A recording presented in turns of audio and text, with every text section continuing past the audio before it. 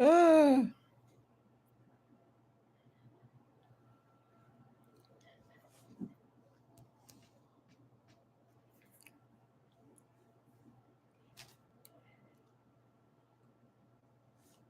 all right.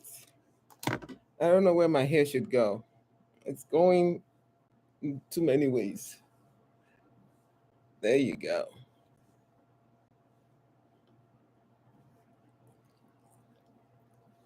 All right, I'm a little bit early, trying to test to see and make sure that we're good. Like I told you. Okay, it goes this way. There you go. All right.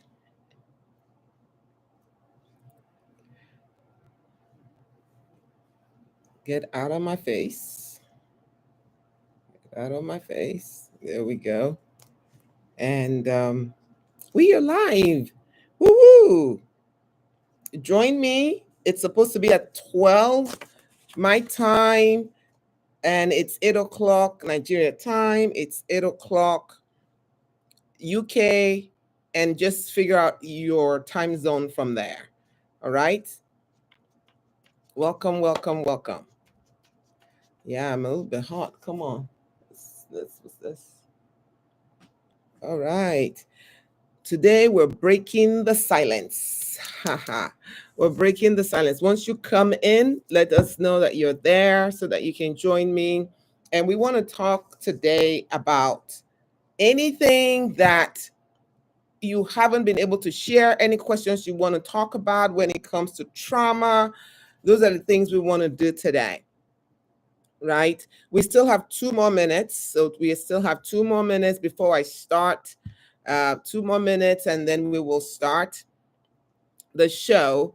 Welcome, welcome, welcome, welcome. I am so glad to actually start this. I'm expecting you all to join me. Oh, live. Okay, I should also do this on Instagram.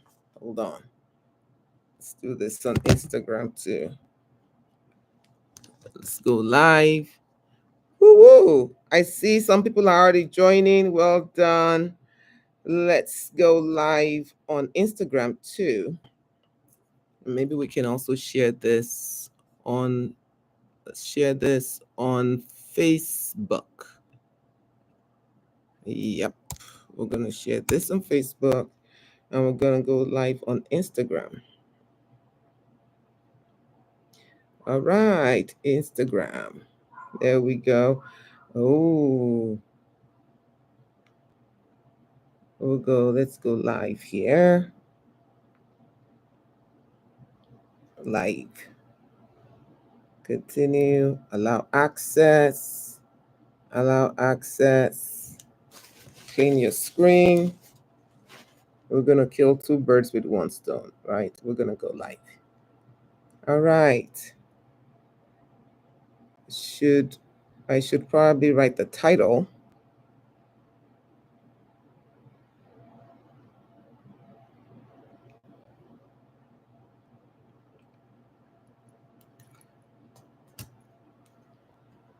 All right, thank you for joining. I am not live. I am live on Facebook. I'm live on Instagram, and we're live here. A few things we want to talk about today. Let's just say that this forum is so you can ask your questions. We do have some questions already that's been already asked, and I'm going to address all of those today. The biggest one is, or the most common one is, what is this trauma you talk about all the time? Like, what is trauma, and is it different with children and or adults? We'll talk about that. Stay till the end because I'm going to be giving away a free book today. So stay till the end so that you can participate in that. I'm going to be giving out a free book. So join me as we have this conversation. Those of you on Instagram, welcome. Just put in the chat, put in where you're watching from. Say hello so I can know that you're with me. All right. Yeah. So there we go. Uh, there is an overuse. People, my students will say there's an overutilization, overuse of the word trauma. This everything is trauma, this trauma, that, but I would rather it be overutilized than underutilized, right? And then it is important. Thank you for the love. Welcome. Happy Sunday. Happy Sunday. Welcome, welcome. Yes, shows. Yes, thank you for for showing me the love. And so people ask those questions, and I just decided, you know what? Let's have a Sunday talk. Let's have a Sunday talk where we are having this conversation about, what we truly want to talk about, and we're not getting the correct answers, or we don't know. I really believe in the power of education. Like education, if you are not aware of something, you might literally lose 15 years of your life, 12 to 15 years of your life, because you don't know. Knowledge is power, and applied knowledge is even more powerful, right?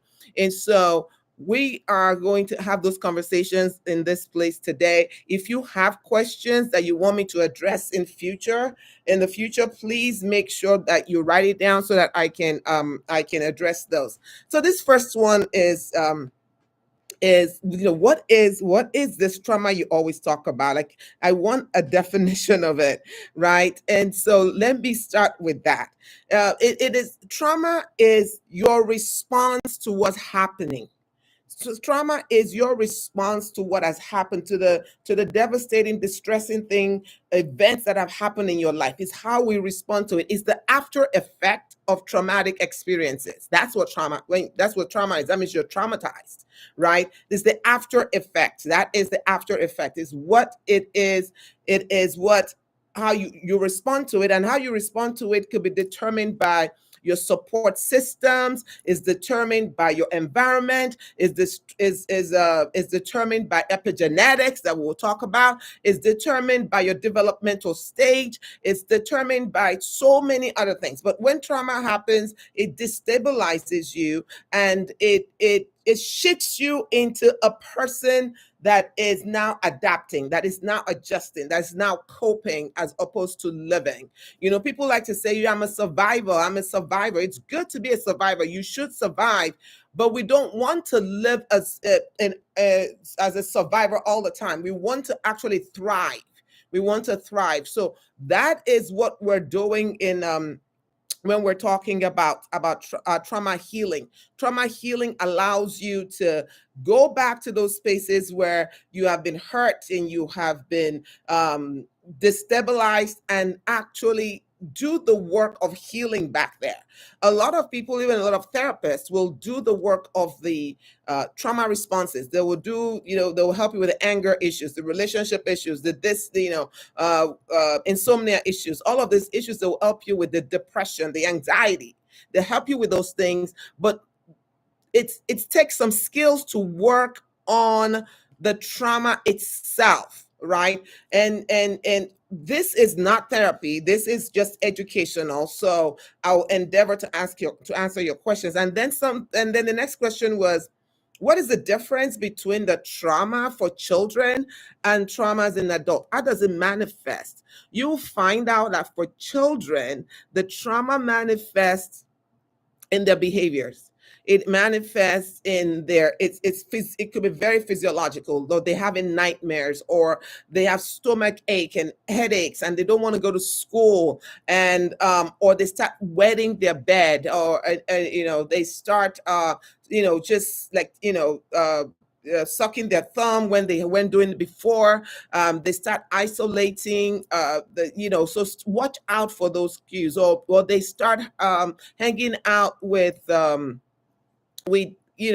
different type of group that is probably maybe cutting school, doing whatever.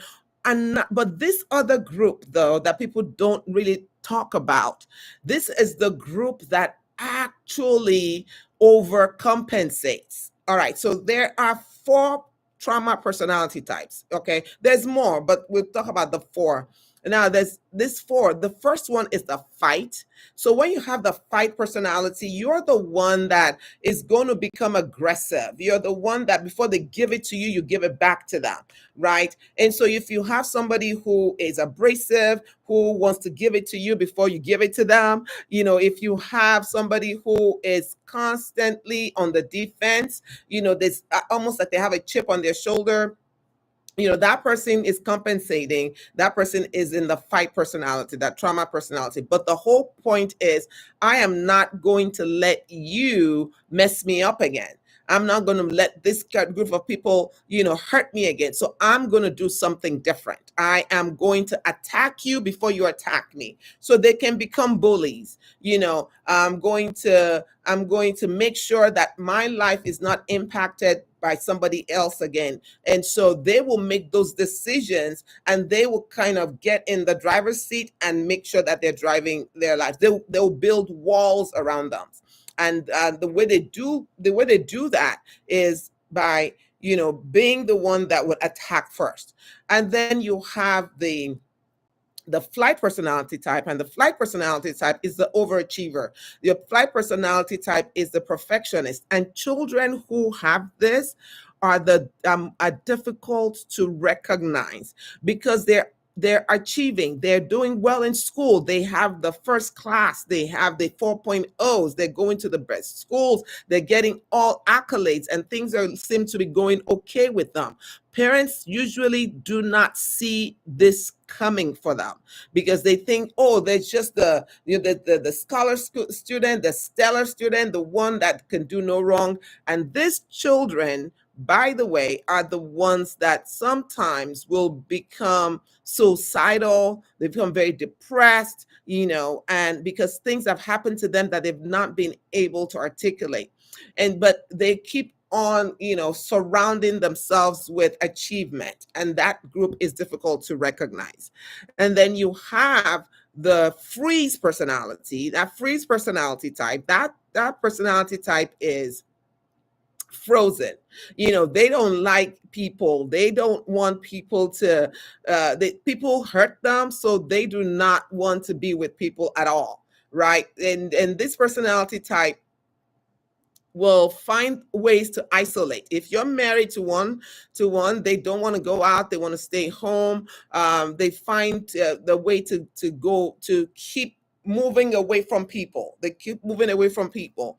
That's the freeze personality. The fun personality, the always fawning over people. They are the type where they're always trying to save their world. They're always trying to please and appease. They're the ones they're the peacemakers. They're always constantly trying to solve a problem for other people. But the reality is, they don't take care of themselves. They take care of everyone else, but they don't take care of themselves. That personality type is the one you should also watch out for. It's a personality type that a lot of churches love. This personality types, companies love them, because they're always volunteering themselves. They're always volunteering to this. You want to do this, so you want to do that, you want to do this. So they're always volunteering themselves. And so those are some things you can watch out for when you are thinking in terms of the behaviors or the consequences of trauma. There's a lot more that we will actually talk about. But let me first of all see what's happening in the chat. Oh, hello, ma'am. Thank you. Uh, uh, I saw something today about spiritual PTSD. Is there really something like that? Okay, okay. And hello, Prof. All right, thank you. Hi, how are you? Let's see what's going on here in Instagram land. It's a spiritual PTSD. Oh my goodness. PTSD can post traumatic stress disorder.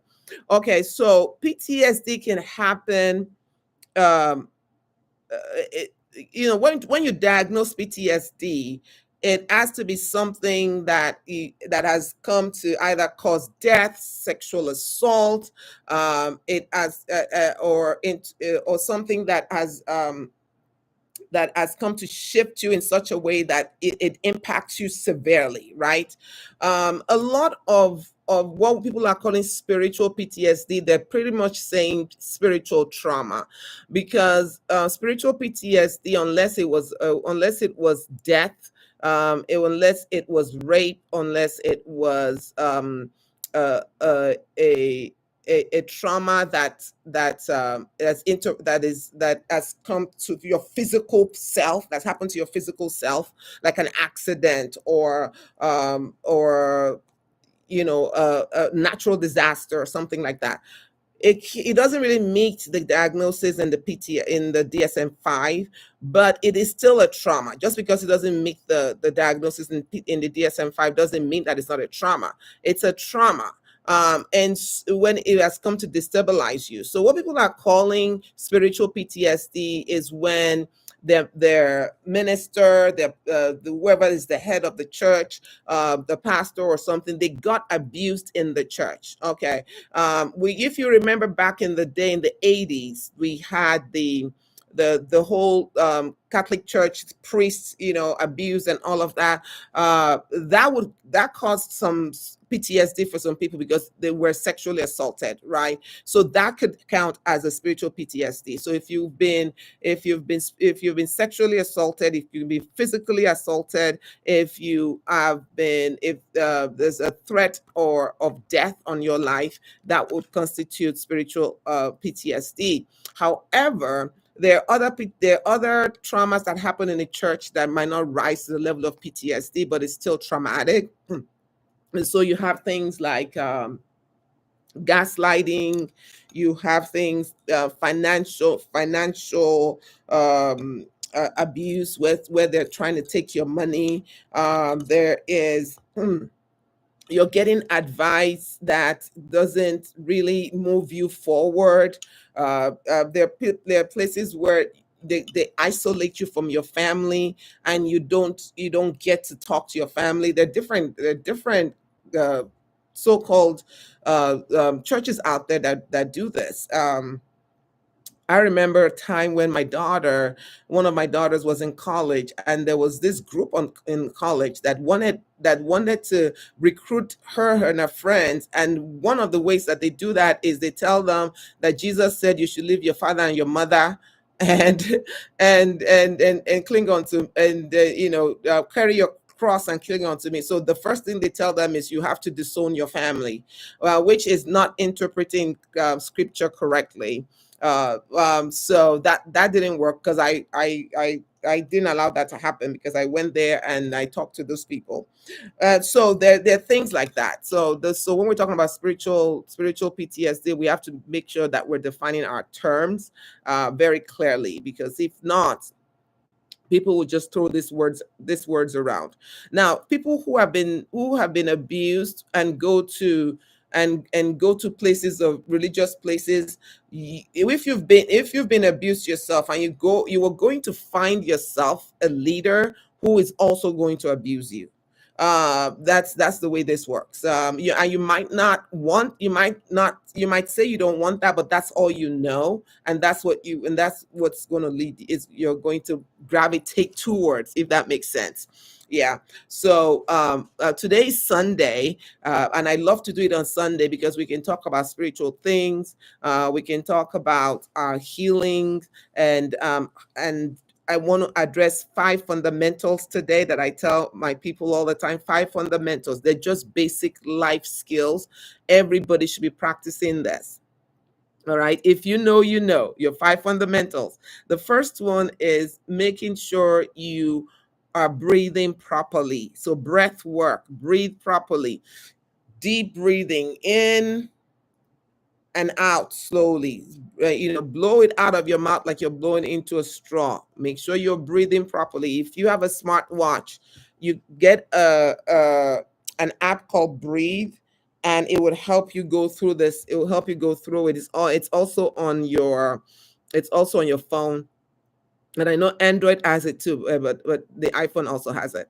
And so that is that. So the second thing is making sure that you drink water, that you're drinking water. Necessarily, no, this is not necessarily the best water, just pure water, like, and making sure that you're drinking about 2 or 3 of this every day will be great. So drinking water, because water is necessary for you to create the serotonin and the dopamine and oxytocin, all of those hormones, chemicals in your brain. Your brain needs water to produce them effectively and efficiently, if that makes sense. Yeah. So that's good. What else? The second thing, the third thing is making sure that you're eating properly. The portion and what's on your plate is important. Change your relationship with food. Food, don't eat, just don't eat because you have to eat. Eat because you want to heal your body. Eat because you want to nurture your body. So I'm going to put into my body the things that are going to be good for my body. So that's important. What else? So that's number 3. Number 4, movement, making sure that you're moving and you're shaking your body and you're doing, you're lifting weights. If you're like, once or twice a week, you're making sure that you are walking, running, jumping, skipping, swimming, any of those things. And the final one is sleep, which I personally am still working on that part, sleep, making sure that I'm sleeping properly. Let's see what else. What do we have? Oh, from Ghana. Thank you. Hi, hello from Ghana. Excellent. Dr. Rogers from Lagos. Hi, Dr. Rogers. How are you? Very well. I'm glad to have you guys here. Okay, so ask your questions, because this is a Q&A time. I'm just reading out the ones that we gathered during the initial stages. So this one says, here we go. What are some healthy ways to cope with stress and trauma? What are some of the healthy ways in which we cope with stress and trauma? All right. So anytime you feel overwhelmed, this is one thing I usually say is you need a support system. You need a support system.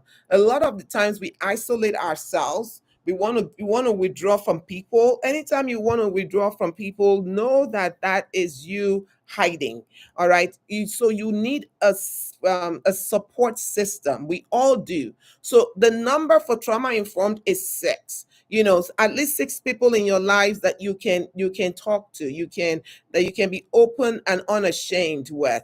So you need at least 6. That is important, right? So you need about six people. So a support system is important that we do. When the relaxation techniques, learn relaxation techniques. Some people do not know how to relax. Do your breath work. Do some type of guided imagery. If you don't know what that is, go on YouTube and pull it up. Do some type of guided imagery, making sure that you are taking care of yourself. Engage in those 5 fundamentals that I just talked to you about, and avoid unhealthy spaces. Avoid unhealthy spaces, at least until you're strong enough to be able to have peace in a time of war. But sometimes what you need to do first is remove yourself, get healed, get well, and then you can go back. All right. And you can go back, and it won't destabilize you, if that makes sense. So like I said, stay till the end, because I'm going to be giving away my book. So stay till the end. All right. When should someone consider seeking professional help? And this is a great question, by the way. When should somebody consider seeking professional help?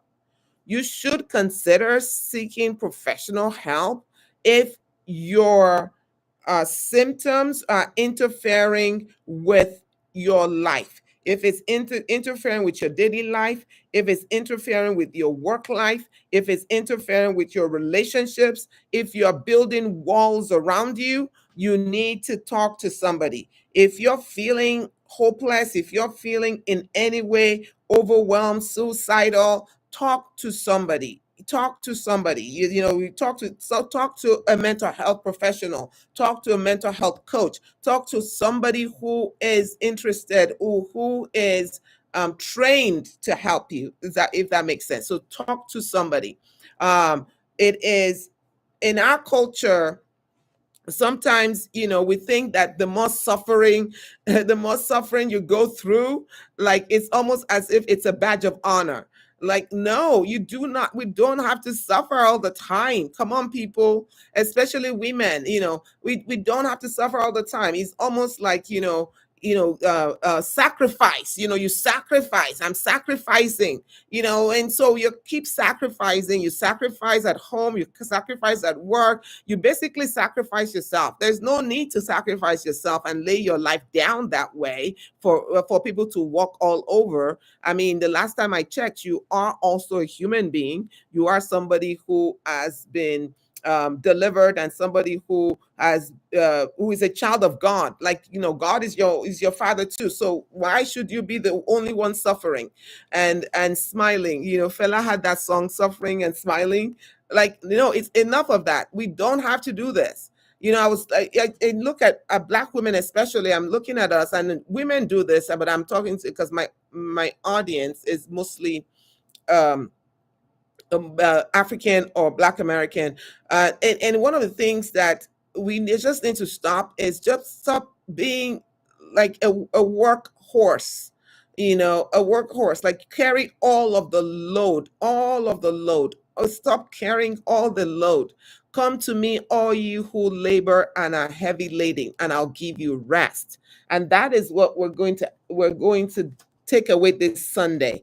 Our Sunday word, let me see my cards. Our Sunday word is rest. All right. Our Sunday word is rest. We're going to learn how to rest. All right. How do you rest? Rest. And it says here, if you look, it actually, I'll read it out. It says, rest and relax, release guilt. All right.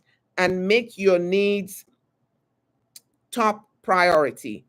Rest and relax. It says release guilt and make your needs top priority. That is what we want to do today. We want to relax. We want to rest. If you want to rest, make sure you show me some love. Let me see those of you who are wanting to rest. Show some love, and let's say we're resting. Resting does not mean that there's not you don't have challenges. Resting doesn't mean that things are not happening that require your attention, but that you're going to intentionally meditate on rest. All right, meditate on rest, which is important. Meditate on the word rest today, people. Meditate on that. Meditate on that, which basically means that you are going to enter into the word rest.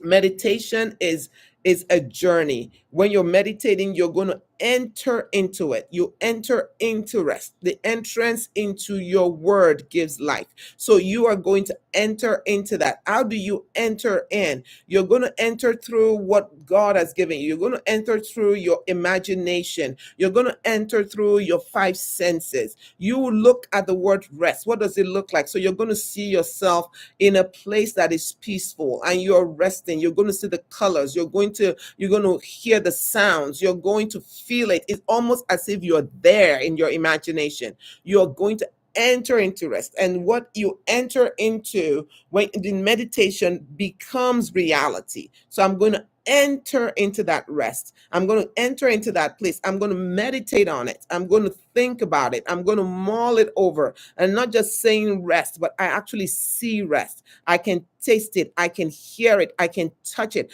I once I begin to utilize those senses, your brain doesn't know the difference between what is imagined and what is real. And so it's important for you to utilize what has been given to you, those mechanisms, in order to bring the things that you want into life. So that is something I'm going to drop I'm going to drop here today, that we are going to enter into rest together. So we're going to enter into that rest. So in your daily lives this week, at work, whatever it is that wherever it is that you are, make sure you use the word rest. All right. When you're resting, your nervous system is at peace. You're actually activating what is called your parasympathetic nervous system, which is at peace. So learn to rest. All right, learn to rest. All right, let me see what I have before we round up today.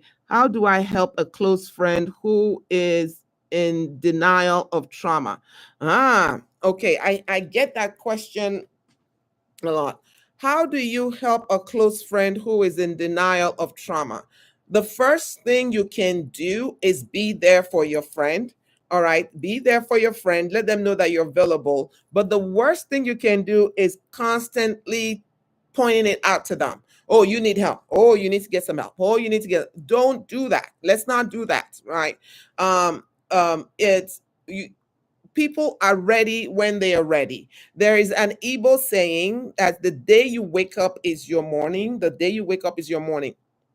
So we all have different mornings that we wake up. So the first thing you want to do and making sure is to make sure you share information with them. You can share information with them even if they're not receptive. They can just share the information. Don't badger them. Just share the information. So if you read something on trauma, send it to them. If you have a video, you can send it to them. But don't do this like every day. Like once in a while, you send it so that they know that they're aware that you are on their side. All right, that you're on their side. People who are traumatized are trying to survive. And when you're in your survival or your lizard brain, when you're in your survival brain, it's difficult to actually um, think with cause and effect. It's actually difficult to make critical analysis. It's difficult to say, oh, I need that. Let me go get that. No, a lot of the times you need a breakthrough moment for them. The breakthrough moment is they hear something on the on social media, or somebody says something, or they reach a place where it's rock bottom, right? And then they think they have to get help. So you want those breakthrough moments, right? Because all you can do is show yourself to be a friend, and hopefully send a prayer out that they will find their breakthrough moment quickly. That they will find their breakthrough moment quickly. So I hope that helps you. There is no people say this, and they think that there's no magic wand for this. The way it happens. I've had people would tell me that they were traumatized. They were traumatized when they were kids, and they come to us at 70 and 65. You understand? Took that long, but mostly because they were not aware of it and they didn't connect their traumas to their behaviors. Oh, this is one. Let's talk about that before we round up today. Look, PTSD is very quick to diagnose and easy to see the trauma and the consequence, right? Okay, this happened to me. Here is the after effect.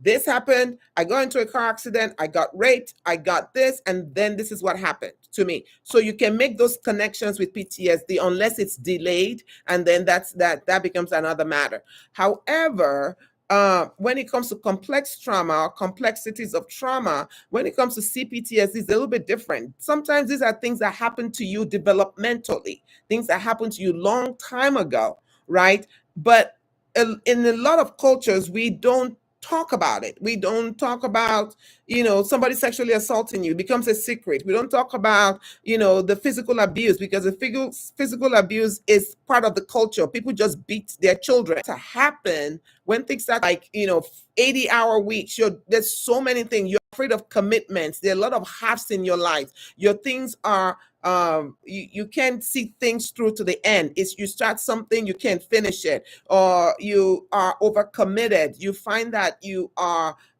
struggling too much, and but we don't make those connections. In your past is connected to what's happening in your present.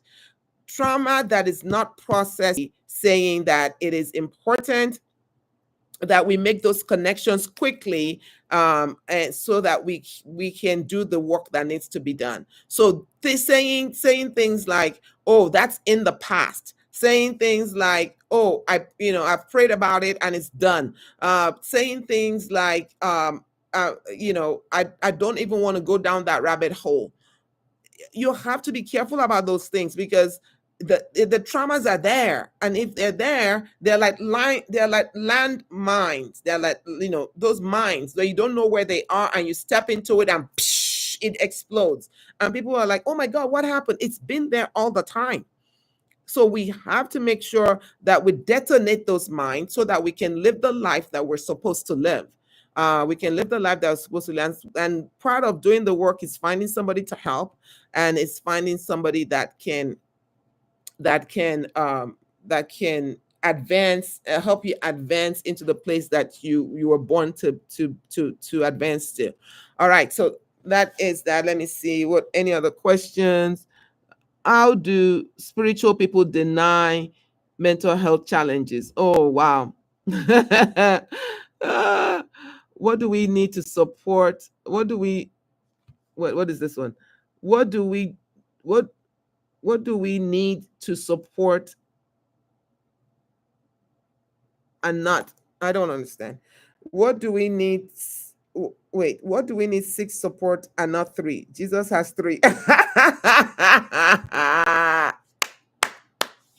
Oh, that is funny. Uh, Jesus actually had more than three, right? Jesus had more than three. He had 12. It just you're talking about inner circle. You're talking about inner circle now. This is a support system. Jesus had 12, and then he had three, and then he had the one. But he actually had 12. He was surrounded by 12. So you need the number six. The reason for six, having six, is just having enough. You can have more than six. Is having enough, because a lot of people will have the one, or they have two. Something happens with the one, or the one is going through something and the second is going through something, then you are stuck. When you're surrounded, it actually helps. And then the way trauma informed care actually talks about it is three professionals and three personal. Abby, I see that question. Three professionals and three personal. So that could get into your three if you want it. All right. So this one says, what is it? Sorry. Why do spiritual people deny mental health challenges? You know, hmm,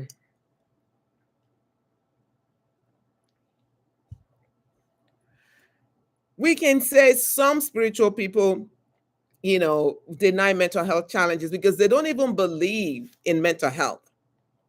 There's some parts of Christianity who think that this is all of the devil. They don't believe in mental health. They think that if it's a demon, you should cast out. Praying is enough. Fasting is enough. But these same people will go to the doctor if they have cancer. They'll go to the doctor if they have high blood pressure. They'll go to the doctor if they have a headache. They'll take paracetamol, they'll take Tylenol, do something. And so I think that, to that question, I think it is ignorance. I think that it is not knowing. And when you don't know what you don't know, what you don't know. When we started this work of trauma awareness across Africa, when we started this campaign, one of the things that people said, people are not going to listen. Like, Africans don't care about these things. And then not to talk about the church. The church is not going to da, da, da, da. But we found something different. We found something actually interesting, that churches are now open. They are wanting to know the answer. They want to address this mental health issues, because I mean, God made them.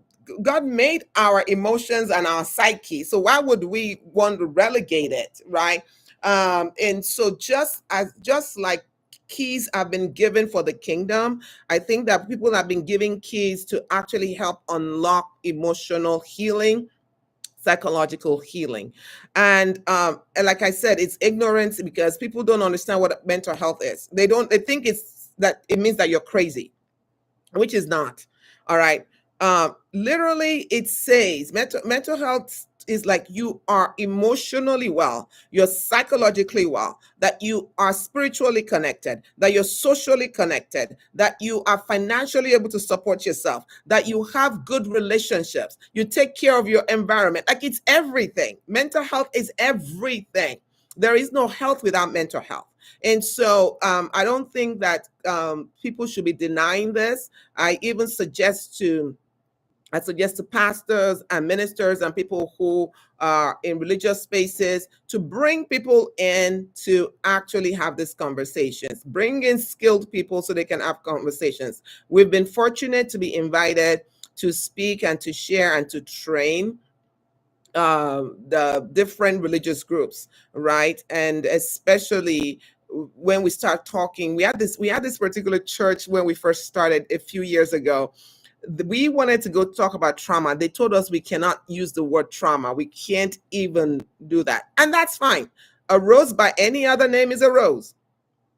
And so they called it family something, something, family night or something, family talk or something like that, which is fine by me. They had given us 45 minutes to talk. Do you know we ended up spending about 3 hours, over 3 hours in that particular church? The people were open. They wanted to talk. They things that were not being addressed, the anxiety, their depression, their relationships, things that we don't talk about. They started, we stayed there for a long time. And so I'm very optimistic to that question, that those of you who are that the churches and the religious groups will start embracing mental health. There's no reason not to embrace it. There's no reason, because when people are mentally well, they make better decisions, and when people are mentally well, they actually live a life that they thrive instead of surviving. And so I encourage those of you who are trained in this field, who know what trauma is, to begin to evangelize with it, begin to talk to your churches about it, begin to talk to them, begin to talk to your pastors, let them know, so that they can bring in light. Bring in light. Light is important. All right. Let's see. Am I missing anything else? Let's see. We're resting. As I said, we're resting. Okay. How about on Instagram? Anything else? All right. Abby, I hope I answered your question. I hope that question has been answered. So let me know if there's a follow-up to that. All right, thank you. Your answer is helpful. All right, guys. So I told you to wait till the end because I'm giving away a book. All right, so this is for women if you're perimenopausal, if you're menopausal or postmenopausal. So usually in your 40s and above. All right. The rest of you can get it for your parents, your grandparents, or whatever. So when I started, when I was in my menopausal year, I didn't realize that it would impact you in such a way. So the intercourse pain was so excruciating that I thought, oh my God, this is dangerous. This is not something. It felt as if you were grading on sandpaper. So much pain, right? So it's like, no, I don't want to do this. This is too painful, right? And so I started researching it and asking other women, and other women were like, oh, wow, yeah, this happened to me. This happened to me. This happened to me. It feels as if literally somebody put pepper in your vagina, right? And so, and some women are not talking about this. They just stop having sex because they're not talking about it. So I've written this book, and there is a solution, people. There is a solution. It took me about a year to find the solution when I went to my doctor and I said, hey, this is what's going on, right? There's solutions to it. I wrote a very short guide, all right, about this, and it's called Painless Pleasures. Painless Pleasures, and it's about how you can enjoy sex in when you're perimenopausal, menopausal, or postmenopausal. how you can enjoy it, and other things. This book is so great. It talks about mental health. It talks about medical help. It talks about um, other ways in which you can actually help yourself, because it's not just the sex, it's all the hot flashes, it's all of the not able to lose weight properly, all of those things. I address this in the book, so I'm going to send it to you for free. So I want you to how am I going to do this? Send me your email. Put your email down, or just DM me your email if you know me, or just put it down in the chat box, and I will send you a copy of it. It's also on Amazon. And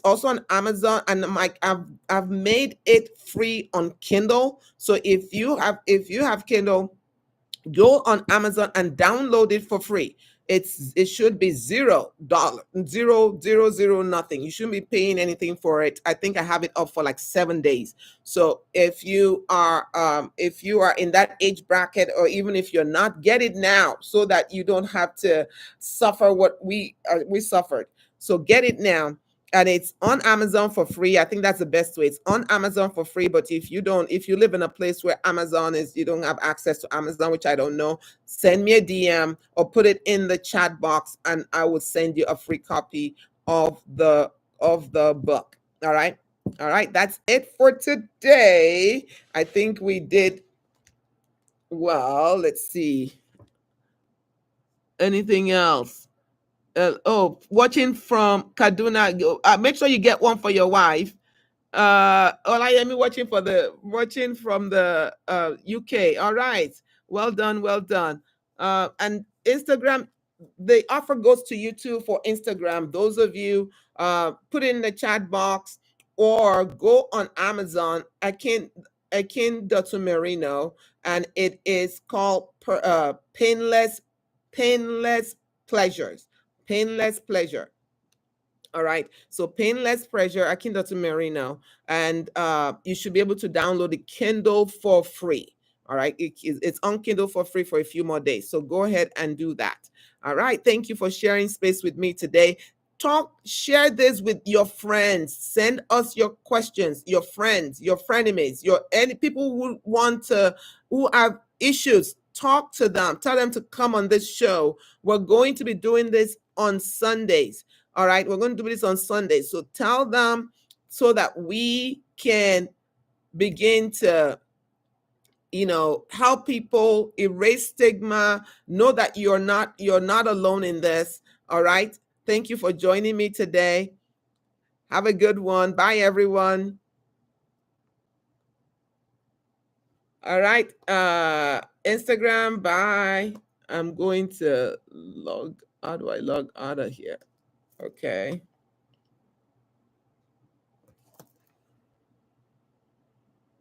All right, so we have ended on Instagram